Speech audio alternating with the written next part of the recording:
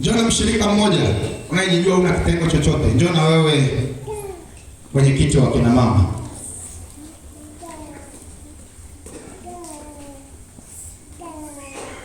Unaona?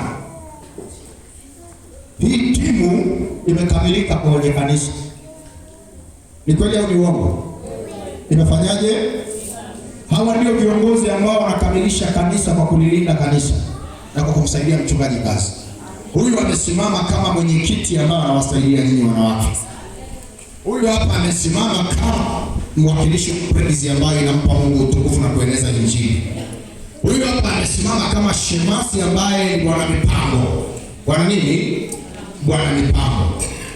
Huyu hapa amesimama kama mzee wa kanisa, bwana mipango ya madhabahu. Amen. Sasa nisomee hilo neno tusikie. Ngoja, njoo hapa mshirika. Ngoja tuangalie mahali mnakosea nyinyi. Weka wewe miguu yako tu. Simama hapa.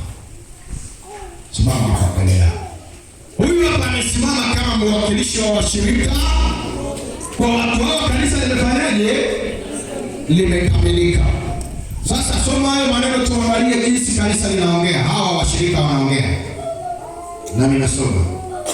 Kwa maana asema, wakati uliokubalika nalikusikia. Ndio, siku ya wokovu nalikusaidia. Yes. Tazama, wakati uliokubalika ndio sasa. Ndio. Tazama, siku ya wokovu ndio sasa. Ndio. 3.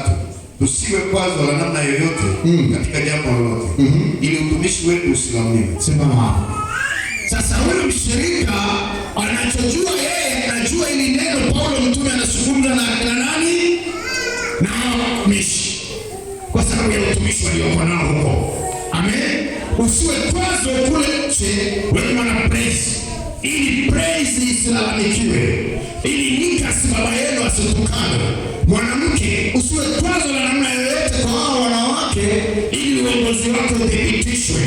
Na wewe nani shemasi, usiwe kwazo la namna yoyote, ili hata utakapowapanga hao watu wakuheshimu na wakutii. Wewe mzee wa kanisa usiwe kwazo la namna yoyote, ili ukikaa pale uangaliwe na macho ya hema. Na huyu yeye ana kazi. Mimi nitakuwa na makwazo tu kwa sababu sio mtumishi. Si ndio? Nikuulize swali. Huyu alikuwa wapi?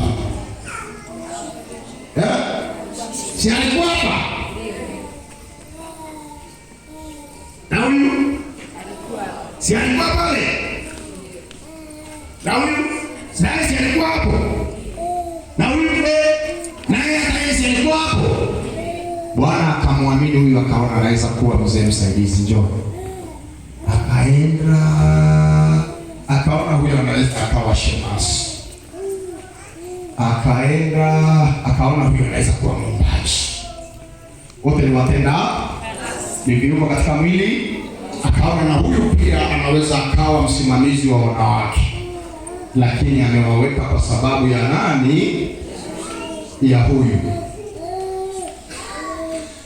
Wewe kwa sababu hii iliyosomwa hapa ni hawa. Wewe kuna siku utakaa uwe mzee wa kanisa? Kama hili neno sio la kwako, ni la hawa. Kuna siku utakuwa kiongozi wa aina yoyote. Hata mbinguni utaenda.